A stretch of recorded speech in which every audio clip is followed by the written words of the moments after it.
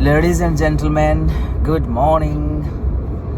Let me introduce a very interesting concept, the 4 gears of life, like you do have in your car. Neutral, don't forget your roots, where you come from. Gear number 1, attitude.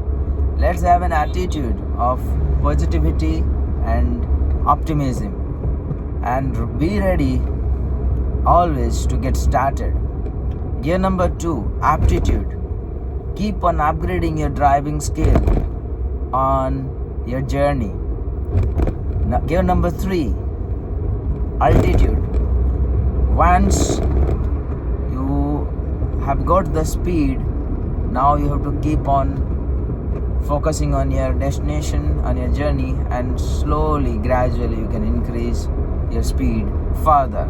Gear number 4, that is gratitude. Once you attain an altitude in life, now it is required to be grateful for what you have in your life. And now, since you have got a steady progress in your life, you are driving smoothly, and now you have to maintain it. And don't forget to come back to neutral if you find any roadblock. Wish you a happy driving, ladies and gentlemen. Cheers.